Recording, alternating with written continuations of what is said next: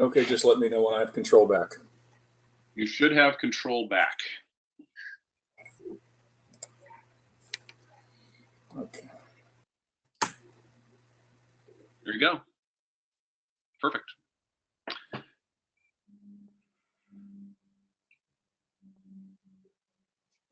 We've got some very excited people. We've got 28 people in standby mode right now with 5 minutes yet to go. So that's a good sign. Very good. What do you usually get at the webinars, guys? Usually between 50% and 2/3 of registration will turn out. So I would say you'll have 150 easy, maybe as many as 200. But I don't have standing line. I don't have standing room only like the Comey hearings. I'm disappointed. Well, we have surge potential up to 500 live attendees, and that's only ever happened once. We had one webinar about four or 5 years ago where we had 800 people register, and I could not increase the quota above 500. So there were people, literally, they couldn't get in until somebody got off. It was a little embarrassing. Oh, thanks. What's it been in recent years? This is pretty comparable.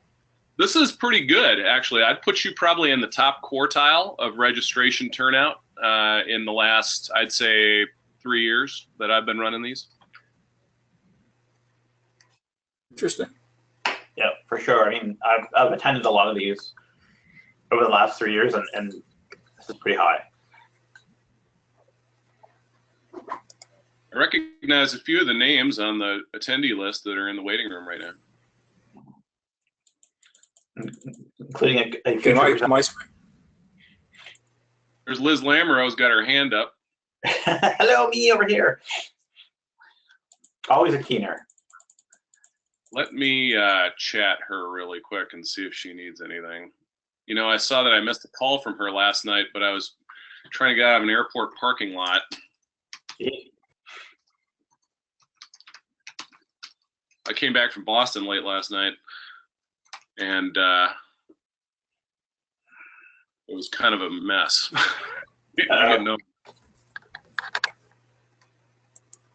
Oh, who's calling me now? There's Liz. Stand by, guys. Hey, Liz, I've got you on speaker here with John and Jim.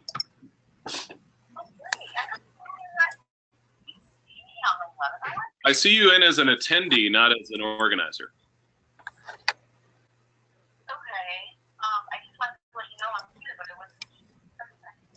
Hey, I'm going to go ahead and make you a panelist so that you can join us on there, but you're going to want to mute yourself before I do that because it'll unmute you when I make you a panelist. So here goes.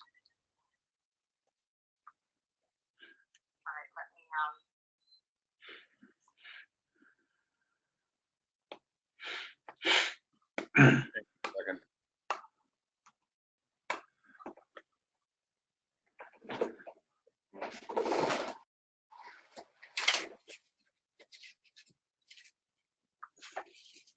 I got the wrong person. Uh-oh. Hold on, I'm going to redo it. Now you're a panelist. Okay. I'm going to hang up on you. Hey, Liz, you can hear us? Liz, can you hear us? Liz is gone. Okay, guys, it's too late to be screwing around like this, so I'm going to go ahead and suggest that we go mute. Liz makes it back. Great. But Brickley, if you hear my voice again, it's only because there's been a problem. We don't want to hear you again. That's right. Okay, guys, we're so at Jim. Sorry, John, go ahead. I say, Jim, so I thought you were handing the introduction. Jim's handing the introduction? Yep. Yes, Jim's doing everything. I'm just tech support. Okay. Okay, guys, we're at about 45 seconds till launch. I'm going to go mute and prepare to start the broadcast in 40 seconds, 39, 38.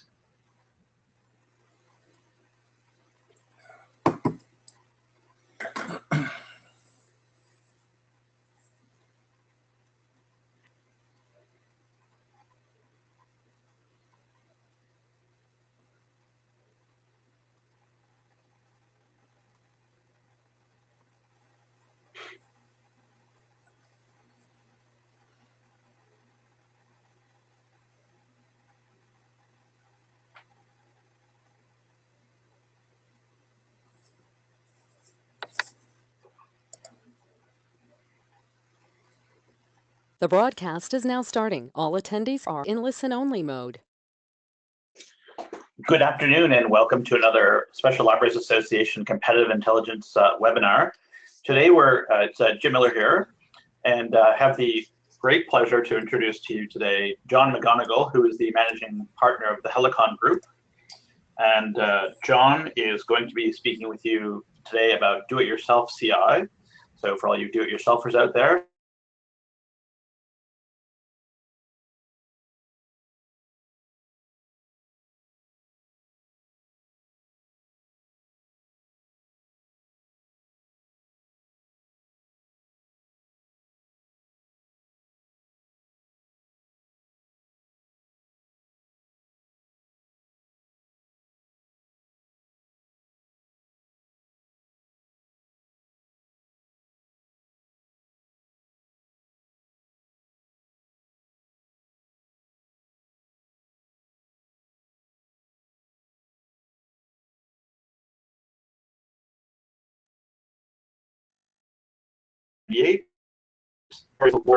from Skip in 2007, and he, as I've said, he's done a number of conference presentations at SLA, Skip, the Association of Independent Information Professionals, amongst others.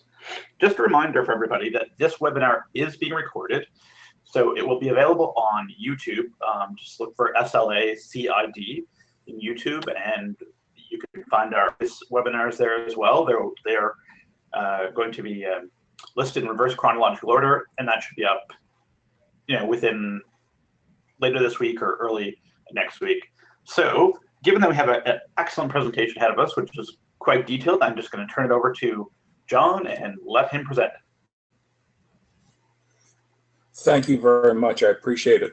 Welcome to the webinar, and our thanks to all those who've joined and are joining. We potentially have quite a large group here. So we'll just go from there.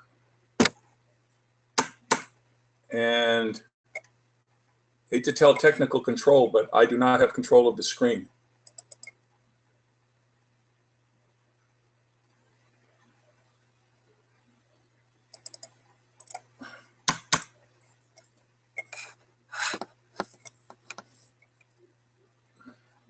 Try it again now, John. Sorry.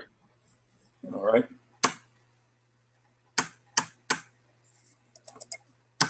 Nope. Second, John.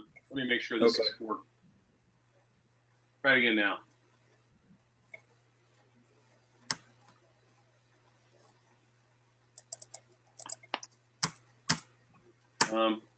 Nope. Revoke it, and I'll give it back. Try again now.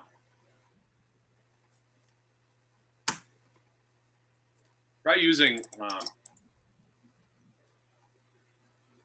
your mouse. Just click your mouse for me once. Nothing. Clicked it. Nothing. All right. Let's just get going. I'll just call move. Just tell me when. when. Next slide. Can you do that? Very good. Okay. Move. Next slide.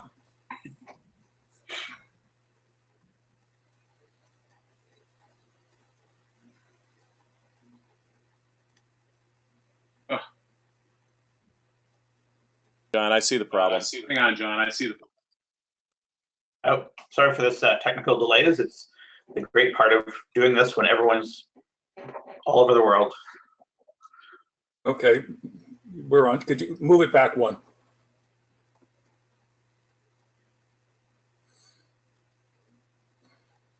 Thank you.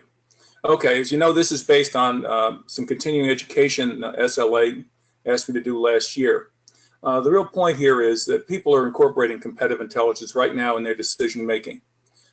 They may not know they're doing it, but they're doing it, and you should be doing it for yourself, and you should be doing it for others. So you have to understand what the DIY situation is. It's the fastest growing element in the competitive intelligence community, and we're going to cover a couple of key issues today, talking about a little bit about internal marketing, taking a look at some data sources that are proven to work for CI, a couple of proven tips for your analysis, and a roundup some of the best and worst behaviors for those working in competitive intelligence. Next slide. This is based on a lot of years of experience. It's very straightforward, but one thing you have to understand, when you're doing CI yourself, it differs from how Eric or myself or Jim, anyone else would do for you or your client. Next slide.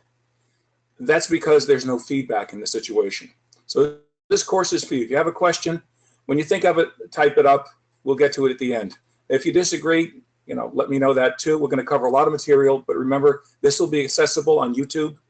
And if you need more resources about some of the topics I've talked about, you can go to my blog, diy-ci.com. Next slide. There's a lot of key terms you should know in competitive intelligence. The Smothers Brothers show, which shows you just how old I am, introduced a song where one of the lyrics was, "I see by our outfits that we're both cowboys. If you get an outfit, you can be a cowboy too." If you're going to be involved with competitive intelligence, understand, like everybody else, we have our own lingo. And some of the terms you need to know, we're going to cover quickly. You need them to communicate internally. You need to know them if you're going to deal with contractors. You're going to need to know them if you're going to learn from the literature, the websites, the seminars, and the meetings and conferences on competitive intelligence. These are here for your online reference. We're going to go now to quickly through them, and we're going to get to the rest of the talk on slide 18. Next slide.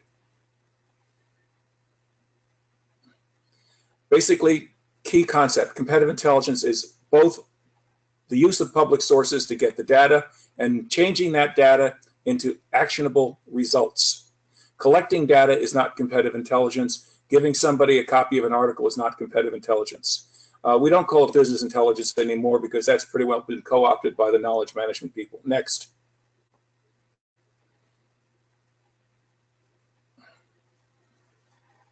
This is our typology. Competitive intelligence is sufficiently big and broad that there are subsets within it.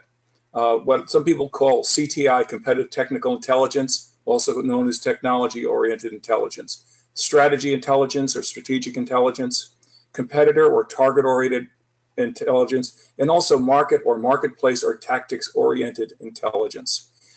These have all slightly different nuances. They respond to different kinds of needs. They serve different customers.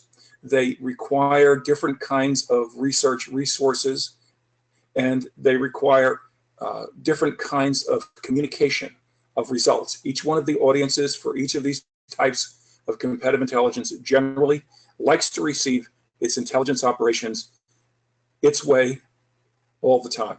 Next slide. This basically shows a little bit of the difference there. You basically see a focus between the past and the future, and does it support operational, tactical, or strategic decisions. As you can see, all of them, the target-oriented tends to overlap with all of them when you look at a competitor. But some of the others have very different horizons. Strategy-oriented focuses extremely far in the future. Next slide, please.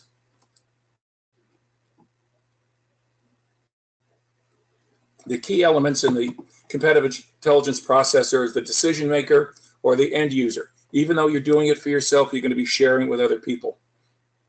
The real key terms, when you hear kits and quicks, this is what we're talking about. Key intelligence topics or questions. These are a method that was developed by gentleman Jan Herring, is the pioneer in this area, one of the real pioneers of competitive intelligence, to basically approach management, find out what keeps them up at night, and from there develop the kind of questions that intelligence has to answer. The DIYer, which I suspect most of you are, is someone that does their own research and analysis for their own use, or it's integrated in their work for other people. You're part of a team, you're at a meeting, and you give your input on this. Next slide, please. The process in competitive intelligence is everyone has their own map. This is an important thing to understand, because when you're doing it yourself, for yourself only, a key thing is missing, and that's feedback. So you have to learn to focus yourself and anticipate things and not be just caught up in your own definition of what you think the problem is. You also lack another thing. It's called pushback. And that's basically where two people are conversing about a subject, where the analyst asks and re-asks questions about what a person wants, What do they want it for? What are they going to do with it? There's no pushback in the DIY context. Either you're doing it for self or you're integrated in your work and bringing it to others. They're not pushing back on, well, why did you look this way and how did you go that way and what about this? So you've got to take extra time and extra effort to make sure your research and your analysis are both very, very rigorous. Next slide, please. Data collection, here's the terms. Targets, that's just who we're going after. Data basically is unevaluated material.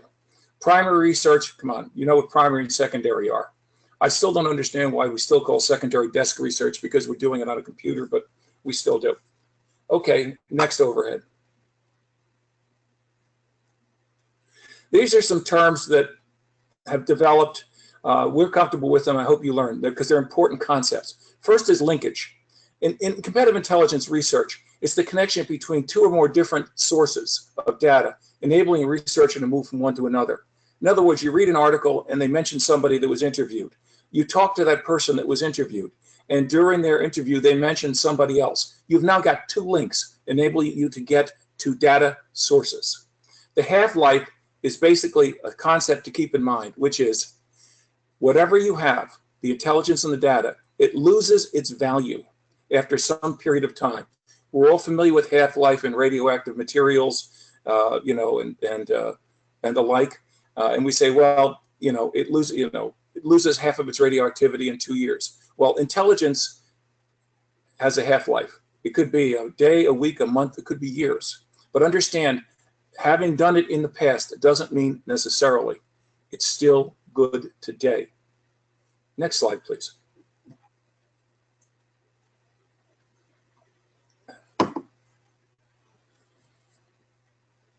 Elicitation is basically a nice word we use, which is skillful interviewing without alerting the interviewee. It is a difficult thing to learn. It is extraordinarily valuable. Closing the loop is also known as tail chasing. If you put down a list of every person you spoke to or tried to interview and took them back to secondary resources or other individuals you tried to link to interview, and eventually the nth person that you interview or the nth source that you read takes you back to somebody you've previously gone to, that generally means it's time to wind it up. You've exhausted pretty much all you're going to find. Information is just an input. We're not providing information to our clients. We're not providing information to ourselves. We are providing intelligence. Next slide, please. Analysis is the bottom line here. Competitor analysis is just one form of analysis. But remember, intelligence and the analysis of intelligence is designed to do what? It is to support something, a creation of a strategy, the execution of a tactical event like a launch of a product, monitoring the competition, and then driving adjustment in our activities. Need to know is a key concept in competitive intelligence. Nice to know is a waste of time 99% of the time. Next slide, please.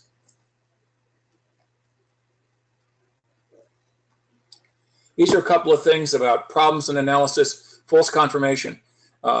Visualize it this way. If a company issues a press release and you see the same thing mentioned in 5 different newspapers and magazines, that doesn't mean it's confirmed. It just means they all came from the same place. Mirror imaging, assuming, usually erroneously, that your competition can or will do what you could or would do in its place. If you do that, you're falling into a terrible trap. You're not analyzing, you're assuming. Disinformation is incomplete or inaccurate information designed to mislead others about the intentions or abilities of your target. It is used more widely than you can realize. In international politics, it has an even wider meaning, but you can get it pretty well from the fact of the words. It's not information, it's disinformation. The next overhead, please. Now we get intelligence. We get the competitive scenario, which basically is an applied use of the intelligence, and the fundamental disconnect. You're not going to hear much about that today, but you are going to hear about it and read about it in competitive intelligence materials. That means when the person that creates the competitive intelligence and the person that uses it are separate. Almost always, the person creating the intelligence cannot require that the end user actually use the intelligence. That's not an issue here, but it is a major issue in other parts of competitive intelligence. And when you hear it, you can at least nod knowingly, yes, I understand that, but that's not a problem in my situation. Next overhead, please. And these are kinds of ways you can use the intelligence or develop it. The SWOT, I assume you're all comfortable with that. Make sure you do it right. Gaming, also known as wargaming or scenario playing, where you use the intelligence to help the people that are playing your competition to play it accurately and aggressively. Reverse engineering, it's pretty clear what that is. It's understanding the structure or process behind the creation of an item, software, and the others. Pattern mapping is a very interesting use of statistical analysis and text mining to analyze patent filings. However, it's increasingly frustrated by the fact that many patents are not filed in the name of the company that owns the patent, but rather in the name of the inventor and then licensed to the company, thereby foiling the mapping. Next overhead, please.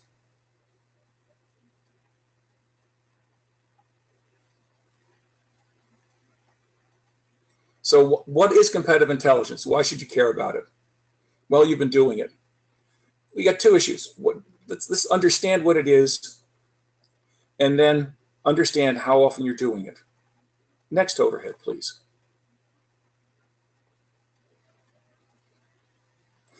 This is a little chart I created so you can kind of separate how most market research differs from most competitive intelligence and how both of them differ from classic secondary research, that is to say research which carries with it very little or no analysis. Competitive intelligence tends to be qualitative. Who, what? Market research tends to be quantitative. How many? Secondary research could be either. The targets are the same. The focus of competitive intelligence tends to be what are they capable of doing and what's going to happen next. Market research tends to focus on what has happened and what's going on now. Secondary research is both. In competitive intelligence, the usual process is secondary research followed by primary research, including elicitation. In other words, get the articles, get the books, get the congressional hearings, get the Freedom of Information Act stuff out of the way first, and then focus primary elicitation research to get those things that you really need to get, as opposed to wasting your time and valuable assets getting stuff you could get elsewhere. Market research, secondary and primary, but there's no elicitation in there. Secondary research is strictly secondary. Next overhead, please.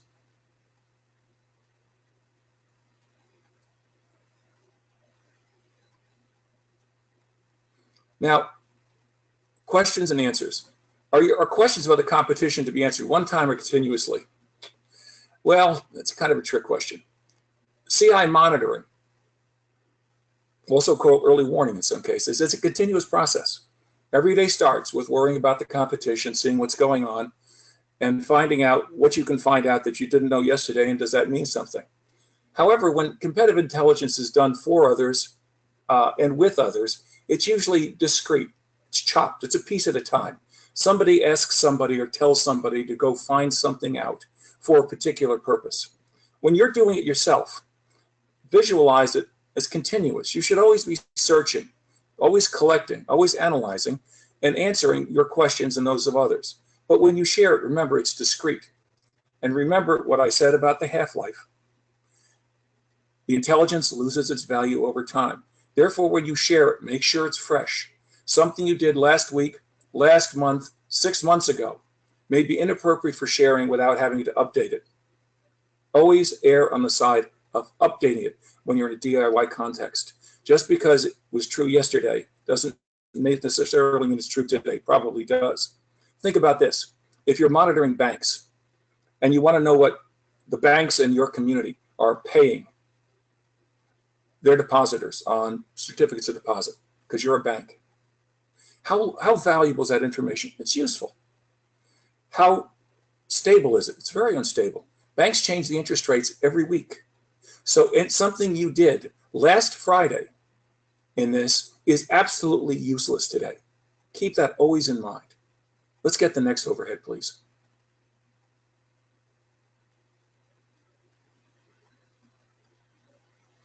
Okay, different from using a competitive intelligence professional, internally or externally. Traditional competitive intelligence is a reactive two-part relationship. Remember I talked about the pushback, the fundamental disconnect. Those are all elements of a two-person relationship. The competitive intelligence person typically responds to what somebody else identifies as a need. When you're doing some of it or all of it yourself, you're converting the intelligence from being strictly reactive or largely reactive to being much more proactive. You get the competitive intelligence you need for you and your team, and then you use it almost seamlessly. When you're working with others, just integrate it in the work product. But you do lose some of the benefits of dealing with a third party. Pushback and feedback can be very beneficial when they're not an impediment. In other words, understanding what the decisions are to be made underlying a data request forces you to dig into the decision-making process. And the more you think about the decisions to be made or actions to be taken or reverted, the better you can deliver and develop intelligence for yourself or sharing with others. Next overhead, please.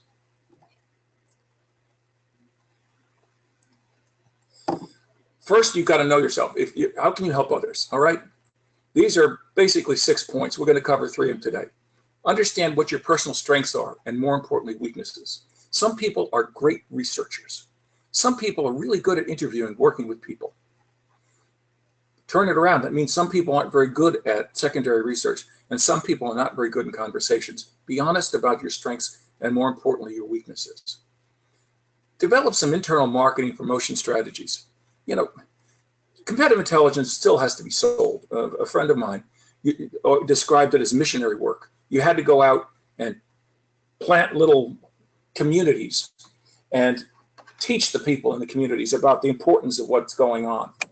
You really have to do that too. You've got to learn to figure out what you or they really need. And now, since you don't push back, you've got to understand, why do I want this? You have to ask yourself, without talking aloud and sounding like you're crazy, what would I do with it today if I had it? Or what would my team do with it tomorrow if they had it? That's an important driver in this kind of work.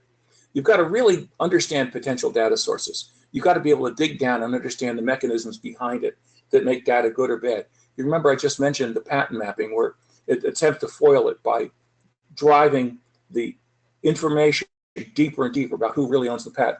If you start digging into things like people building factories, you're going to find out that in some industries, and I'll mention one in particular, the food industry, increasingly the permits being applied for to build new factories are not filed in the name of Nestle or Campbell's or ConAgra or whoever the company is. They're filed in the name of an engineering company. Why?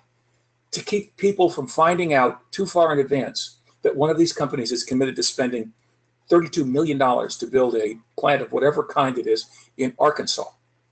They want to hide the information. So again, you've got to understand how a data source works if you're going to understand how to exploit it. We're not going to cover contracting out and how to manage that. If anyone wants any literature on that, I've got a book, Managing the Consultant. I've also written 2 books. I'm a second book on dealing with consultants. And send me an email afterwards, and I'll give you plenty of things to read about that, okay? The final thing is, how do you evaluate your own analysis? Remember, we don't have somebody else with the feedback saying, John, Carolyn, this is really good. It's not really what I need, or it's not deep enough, or it's too deep. Got to learn that yourself. Let's go to the next overhead. Key marketing and promotion strategies. That quote's up there just because I love it, and I love the movie. I think it's still one of the funniest movies that Mel Brooks ever made. We're going to deal with 2 issues. Our newsletter is a good idea. Everyone wants to have a newsletter. It seems to me that the first time a competitive intelligence unit is created out of whole cloth at a company, the first thing either the people creating it suggest or the people in it suggest, gee, we should get a newsletter out. I'm going to talk about that. Also, as a separate issue, which is more development, it's more promotion. What about internal networking? What is it? Why should we do it? And how should we do it? Let me give you a couple of tips on that. The next slide, please.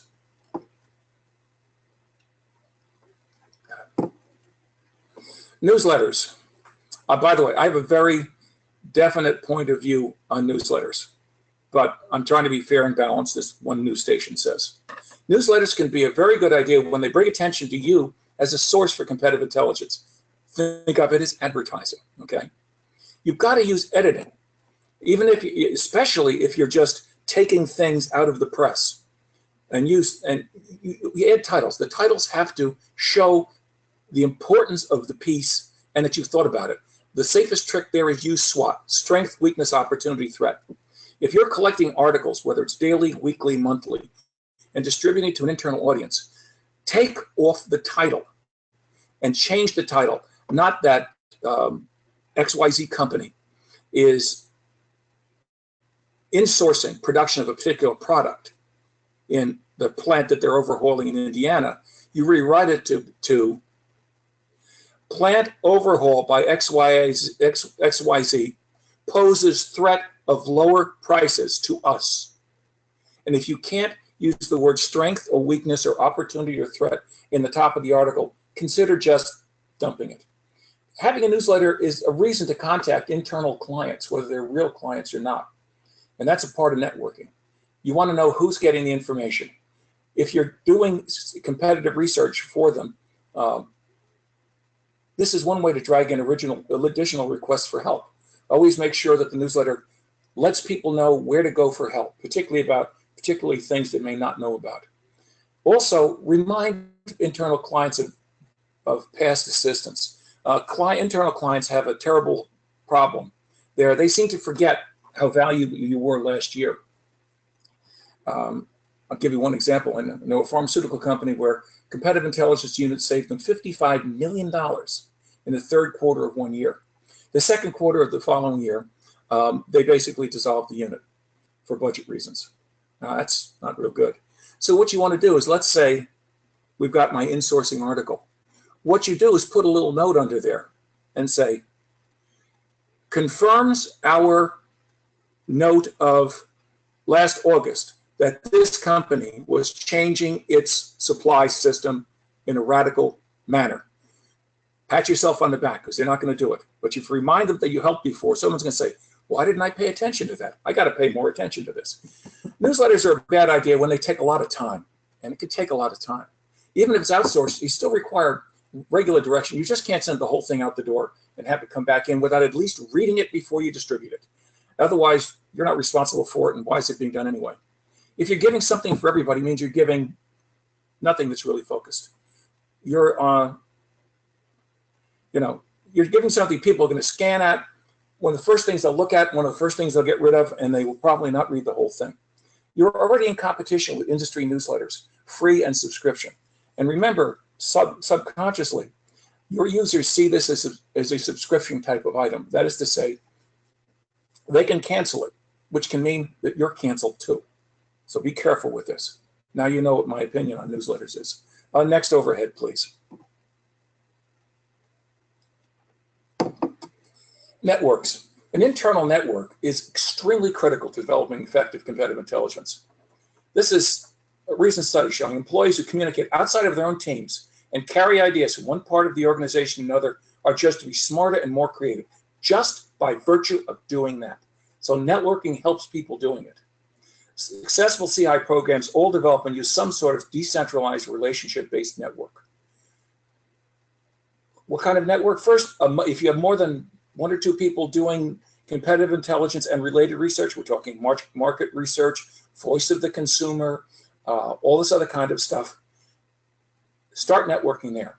People in contact with data sources and other people are a huge resource for you when you need to get data. Second, try to link the rest of the organization to the competitive intelligence process informally.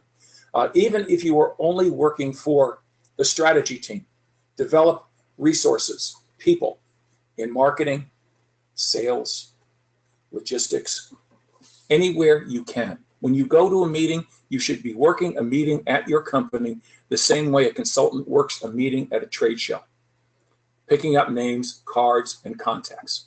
Next overhead, please. How do you develop networks? Like any other network. It takes time to develop, but you constantly have to nurture it. Start small. There's going to be some person-to-person contact. Use third parties to develop interest of others, and context. One of the tricks in elicitation interviews, and it's the same thing in networking, is when you finish talking to somebody, you ask a very simple question. Is there somebody else I should talk to about this? And they say yes. And you say, well, who would that be? And they say, it's Eric Johnson. Okay. You say, well, how can I contact him? I've got his phone number right here. Okay.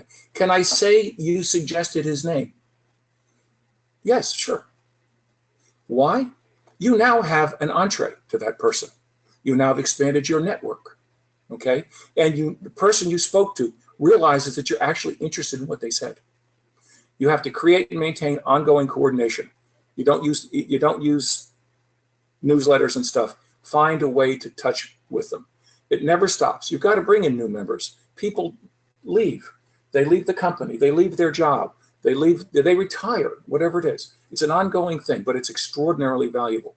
Next overhead, please.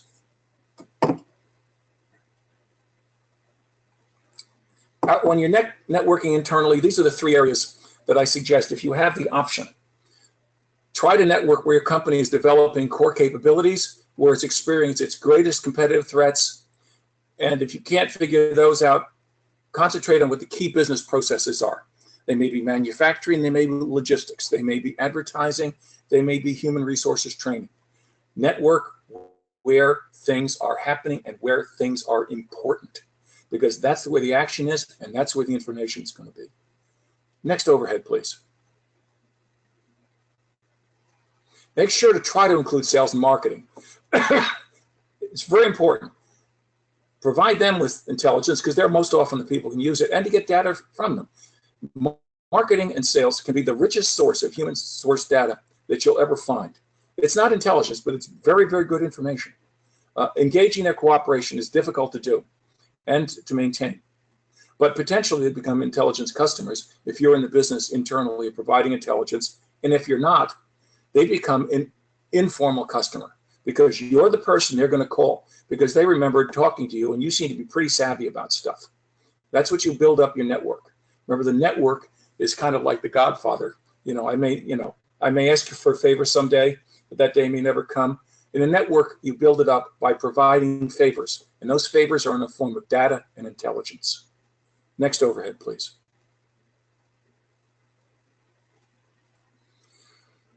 These are the kind of people you should be looking at. If you don't know people in those functions, find them. And there's the Godfather. Someday, and that day may never come, I'll call upon you to do a service for me. Doing the favors first and asking for favors later works best. Trust me, been in this for a while and I've done it. Next overhead, please. Let's think about CI sources. We're talking about, these are 5 ones I think that tend to be very important over time. Just where is the data located? Your personal blinders. The internet, which is a source that some of you may have heard of since you're on it today. Open records, also known as FOIA, and elicitation interviews that I mentioned at the beginning. Next overhead, please. Okay, let's take a look at where data is. This is somebody else's methodology, but and we'll talk about that in a second. Open source information. Secondary, almost exclusively. 80% of what you need. Open proprietary, okay? You legally get it through concerted efforts, 5% more of what's needed. That's typically your elicitation interview. Closed proprietary. Dubious ethical stature. Nice way of putting it. It's kind of sloppy and nasty. It's not illegal in most cases. Next overhead. And of course, classified. Trade secrets, 10% of what's needed. Larry Kahner, an excellent book. It's a wonderful series of case studies. This is an analysis of data operations. In other words, almost 90% of the data that you need to develop competitive intelligence on a target can be accessed without either legal or ethical issues. Keep that in mind when people will call you as they will as, oh, that's business spying. No, it's not. But keep in mind that there's a lot of stuff out there, but you have to really apply yourself to get it. Next overhead, please. Intellectual blinders, yours. Every one of us has blinders.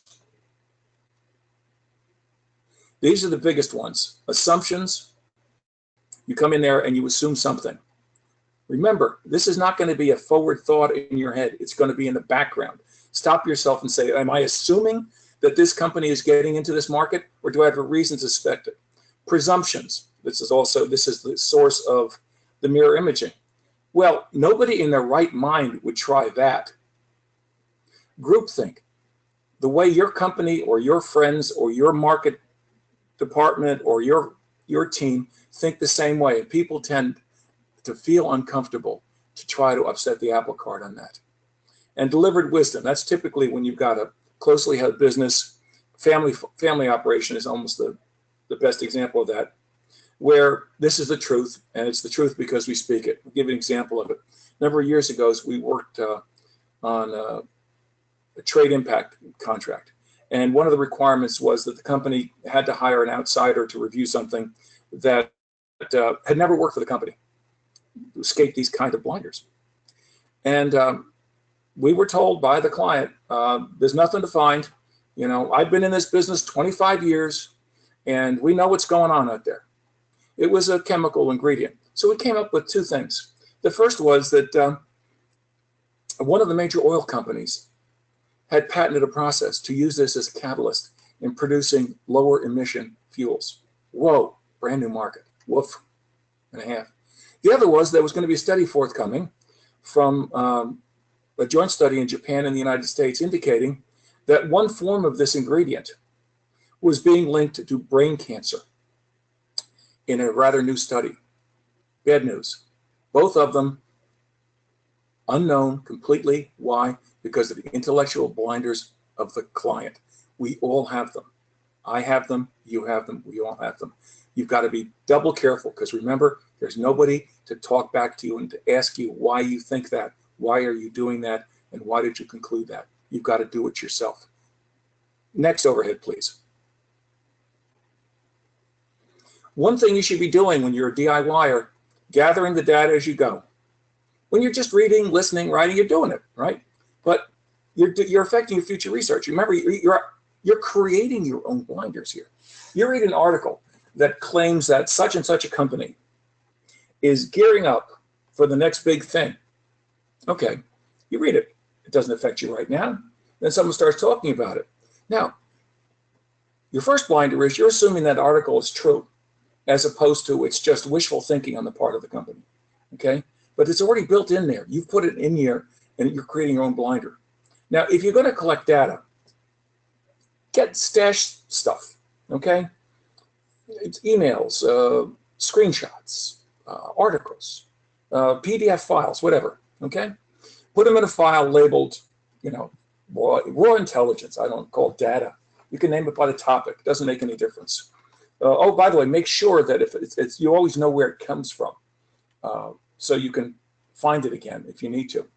But one thing is you have to review it regularly because otherwise it's going into your head and out of your head and into the computer, and not much of it is sticking in your head, just enough to maybe erect a new blinder or two. But clean them out regularly too. If you have too much in there, you have nothing. It's a friend of mine, Liam Fahey, is a professor, and he used to tell a great story. In the pre-internet days, he was hired to help a company really get world-class and competitive intelligence. And the fellow who's going to run the unit welcomed him to their campus and took him in. He said, I think we're in good, I want you to show what we've got. And so Liam was taken into an area that was going to be their war room. And he walked in there, and Liam claims that there were 8 file cabinets, 4 drawers high in this room, and they were all filled. They said, we've collected all this raw data on our competition, and now we're ready to get going.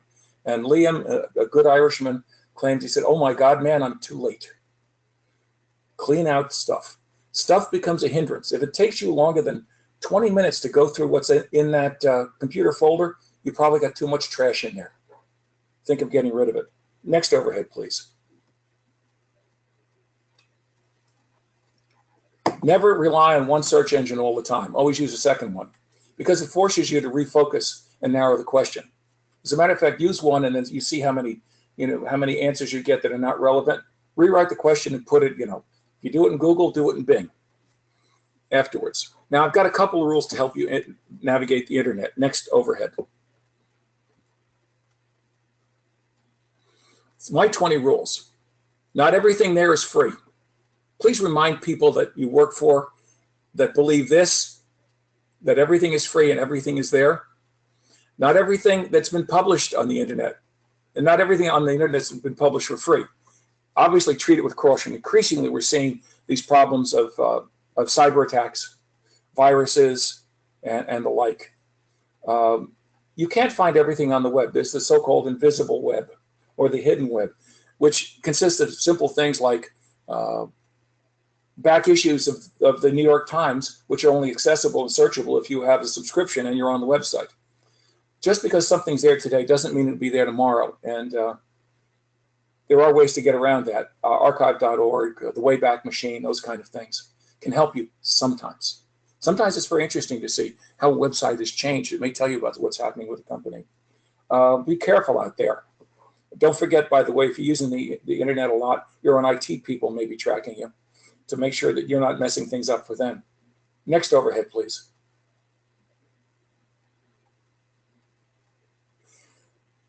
There's no reason why your competitor's website can't divert your traffic away from sensitive areas by simply basing it on your ISP address. So sometimes check if something just seems awfully bland or somebody says, I swear I saw it on their website, check it from a different computer. Think of quick ways to narrow the search other than adding more words. Remember, the more words you add, the more you exclude something that still might be good, but it's just phrased differently. Search for something like PDF files by limiting your search to PDF files or to PowerPoint files, because then you're going to get into stuff that was actually created to generate and carry forward ideas. Again, false confirmation is a problem on the internet. To protect your company, every once in a while, if you find something really interesting in the competitor, take about 10 seconds and see, can I find the same thing out about us? And if you can, bring it to somebody's attention. Remember, blogs, you have no idea of who's actually posting or why they're posting it. And as we've seen with the discussion with the Russia case and fake news and everything, some of the more efficient blogs may look very good, but they may be very wrong. Be very wary about entering discussions on a blog, particularly dealing with a target firm. There have been cases where firms have set up dummy blogs just to see what their own employees think about them, which sometimes has very unfortunate results for the employees. Next overhead, please. Don't rely on blogs for any hard data. Use them to get to hard data. You can locate potential interviewees for elicitations. LinkedIn, Facebook, and then look for the word resume and the company name or the word vita and the company name. Remember, not everything's up to date. And also, this is one that's increasing. We can get to it more. Just because the government agency has a place where you request information doesn't mean it's any faster than before when the agency went online, but we'll cover that. Secondary data is merely secondary. Just because you can't find it doesn't mean it's not there. And remember, a report of what you found on the internet is not intelligence, not even analysis. It's just a report. And not everything's on the internet, but like the internet, my 20 rules continue to change. Next overhead, please. Open records. Oh, my Lord. I'll give you 2 hours on this, but online sites may be nothing more than a way to email in a request, and everything else is done slowly. It's getting better, but very slowly because it costs money, and state and federal governments don't have the money. In many cases, you still have to get to the hard copy, which takes time. And this is still true. I call it the y'all come on down. Our records are open here. Make an appointment in the state capitol with the Department of fill in the blank. We'll arrange to have you come in. We'll put you at a conference table and we'll put folders on the table you can go through and you can leave copy instructions for us. I don't think that's much of an open record. By the way, just as I told you, businesses are learning to foil patent mapping. They're learning to foil records. Businesses assert various privileges to block access. They change it from state to state. Some are valid, some are not, but unless you're going to fight it, what are you going to do? Some records, like construction plans, are often filed and returned to the architects who are required to, quote, make them accessible, close quote, to the public. Yeah, right. It's going to be really accessible for you to check on a competitor by going to the chief engineer's office and asking to look at the files while he stands behind you. That's not going to work. It's a low priority at best. A couple of budget crises ago, California agencies would not even accept open records requests because they literally had no employees to respond to them and no money for postage. They wouldn't email them. They would send them out. At the local government level, always be polite. A thank you and a please will get you a lot more than a fierce email from somebody working in a municipal office in the state of Kentucky. Trust me. Records are really less open than they used to be, and frankly, that's not getting any better. So when somebody says you should be able to get that from a filing, some filing they made with the state, remember, that's no longer as true as it used to be before 9/11. Next overhead, please. Elicitation. This is from a flyer. Elicitation, the art of getting information without asking direct questions. It's the bottom line. Let's go to the next overhead. It's hard to use elicitation unless you've had really good training on it. But if you just keep in mind a couple of key concepts, you can improve your own interviewing even though you're not doing elicitation interviewing. Let's give you a couple of key ones. Use manners and silence. Please, thank you, can you help me? Silence is devastating, particularly when you're on the phone, particularly with somebody whose job it is to help you. We had a case, we're checking it, confirming the rollout of a product. We just wanted to make sure that we had it estimated right. So my better half, Carolyn, suggested calling. So we called the 800 Consumer Affairs number. And he said, well, we heard about this great product you guys have, and I'm in Pennsylvania, and I'm wondering when I can get it up here. And by the way, it's all true, right? And I just stopped and just waited. And finally, somebody got really nervous and said, let me see if I can talk to somebody. And I said, thank you, and waited. And they came back and said, my supervisor says it should be up in your area by the fall. We're due to have it rolled out across the United States by the 1st of November. Thanks so much. Can I get a free coupon? Sure, I'll send it to you. Okay, now, first is I moved away from the topic, you see at the end. Second is I was polite, and third, I used silence. If I demanded something, I never got anything. If silence doesn't work, provoke a response, but only if it's yes or no. You know, gee, I'm sorry to hear you guys, laid off the second shift. Provokes the response. What are you talking about? We just went to 3 full shifts.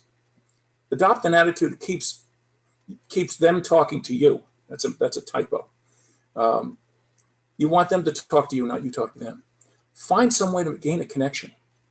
Get them to stay focused on what you want. Don't let them drift. And once you got what you want, get away from the topic. You want to have them end up not remembering that they spoke to you about this. Let's talk quickly about using elicitation or interviews on customers, suppliers, and the competition. Move. Next slide. Okay. Next slide. Bottom line, customers can be a good source for some data. It can be costly to acquire.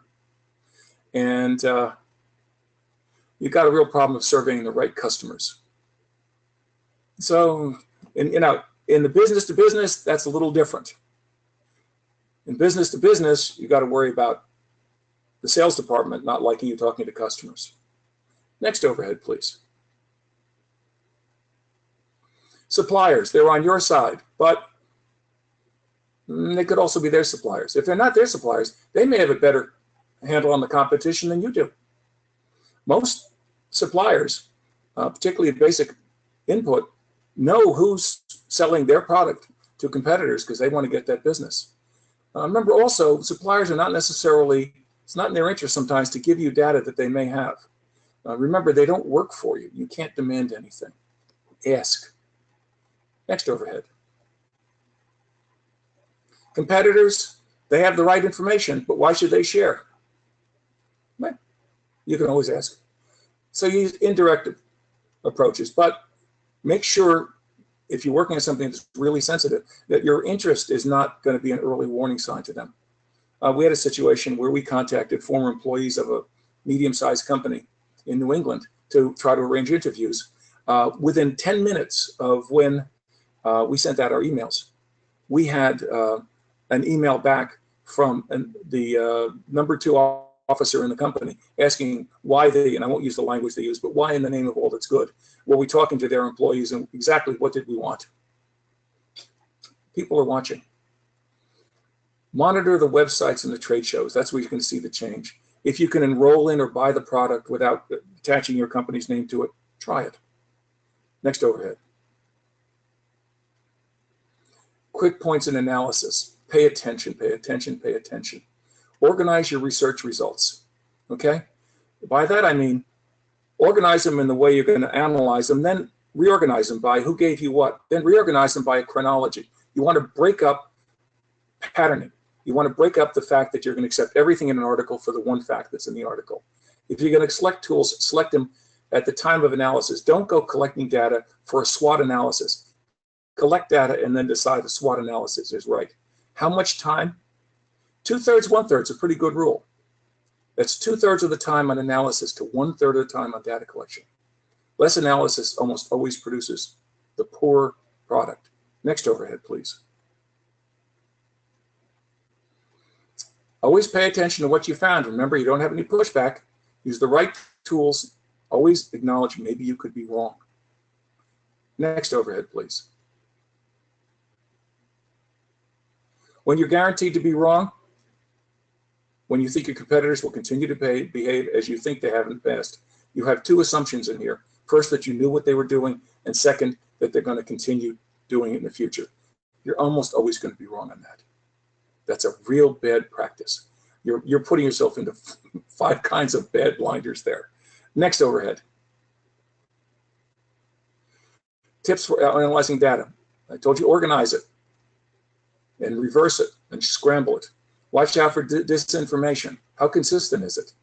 Identify omissions and displacements. Something you expected to see that isn't there, or a fact that seems to have changed for no apparent reason. That usually is a signal to go back and do some further digging. Next overhead.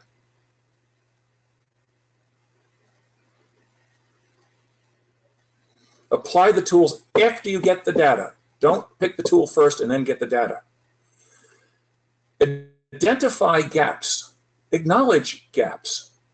In your own notes, right? I don't have anything on this. That's fine. Then use your analysis to fill in that gap. But put it together first and then work on it. Don't read it all, then write up your report. Really assemble the stuff together. Next overhead.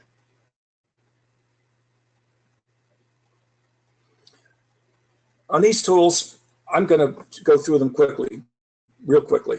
These are 5 most common tools. Next overhead. Basically, competitive benchmarking is a good idea, assuming you think that they're like you are. But you may have to share, and that's not good. Next overhead. Technology forecasting. Again, blinders are an issue. Make sure your blinders aren't influencing what you foresee, trying to separate out what you think will happen from what you hope will happen or what you wish would happen. Usually, more often will be in those 2 categories. Next overhead. SWOT analysis, often misused, very useful. But you can use SWOT analysis to analyze your competitors. But you first have to put yourself in their place and see the world as they see it, not as you do. What you may think is a positive force with them may see as a weakness. You've got to understand that and get real. That's the biggest problem, is not putting yourself in the competitor's place. Next overhead. These are just basically, just to go through this. This they can take a look at. If you want this whole deck, send me an email. This is too much stuff. Let's go to the next one on SWOT. These are the definitions. I should have taken these out. If you don't know them, you're not going to learn them now. And if you do know them, you don't need them now. So continue on.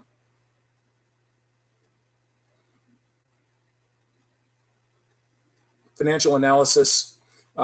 Big issue here, fiscal year versus calendar year, and question for the audience. Just think to yourself, when you get a number from D&B, is that an estimate or was it reported to them?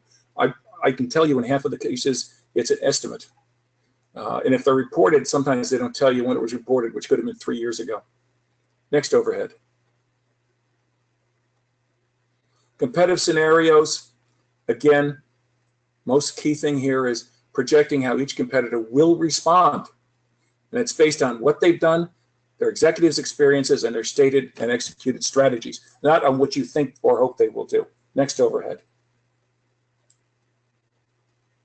Drawing conclusions. Key learning here is eliminate your assumptions wherever possible. Try the results out on somebody else, just talking them through. and deliver what you have when it's needed, because perfection too late is worthless. Next overhead.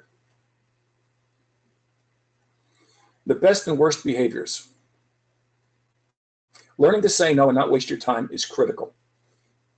Good behavior, continuously marking CI, which means marketing yourself, understanding the importance of interviews, particularly elicitation, and anticipating what people may need, not waiting. That can make it extraordinarily valuable. Next overhead. Worst behaviors. Not helping the people you work with understand what competitive intelligence is and is not. Not helping them understand data sourcing, particularly the misconceptions I talked about earlier, and not planning for the dreaded 3-year cycle.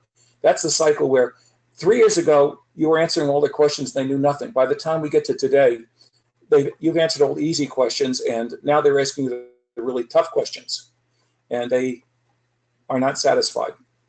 Teach them it's going to come. Next overhead. We're at the end of it.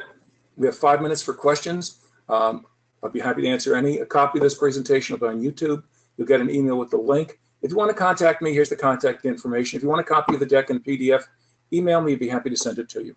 Okay? And yes, I've got a book coming out. Shameless plug. Okay, how about any questions we got there, Jim? Well, great presentation. Thank you very much, John. That is excellent. It's a lot to take in, certainly. So as John says, there's email address. He will send you a copy of the deck if you send him an email, which is great. And also don't forget his blog, which is at ci-ci.com.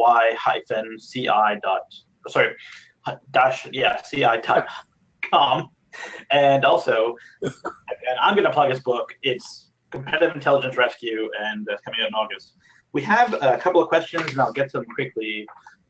One was, and I'm just going to sort of go back to sort of near the beginning, which is if a do-it-yourselfer experiences resistance in their firm as they try and sort of implement something like this, which is challenging the status quo, how can this transition best be managed without sort of making other people feel threatened or providing sort of value add to people that would have to approve doing something like this? Like, if you have any tips on that, that would be great.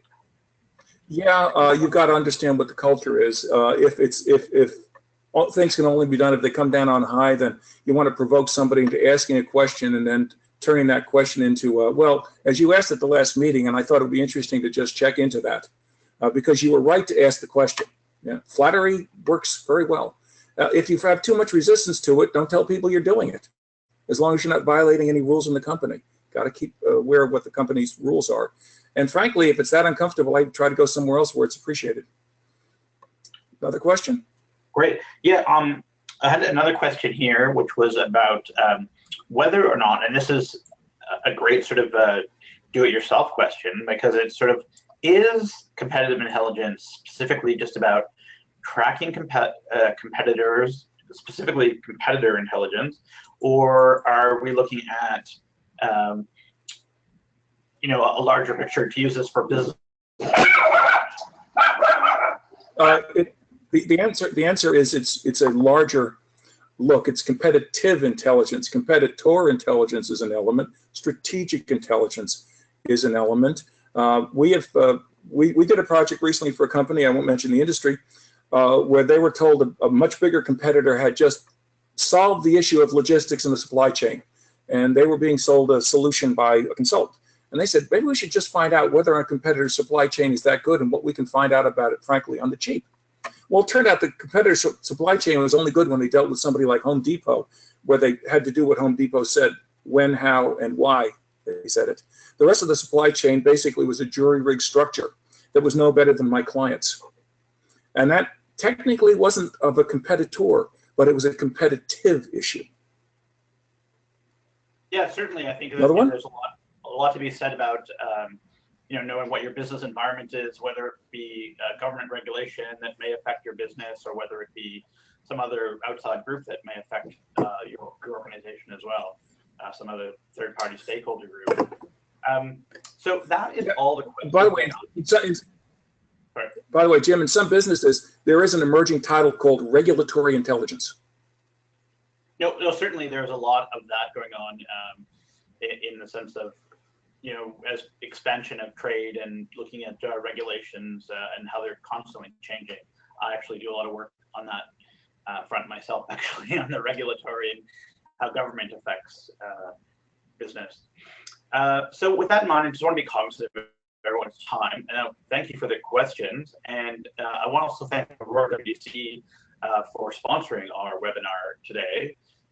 And just to let you know that we'll have some more SLA CID webinars coming up. And if you stay tuned to SLA Connect or the SLA CID website, we'll provide the information with regard to when and where and what the wonderful topics are with regard to our SLA CID webinar series. And I just want to take time to thank, sorry, my dog here. I want to thank John for the webinar today. For his participation in the webinar. I see my dog enjoyed it too. So I'm glad. Thank you very much. Thank you very much, everybody, for participating. Thank you all for participating, and you have a good day. Bye-bye.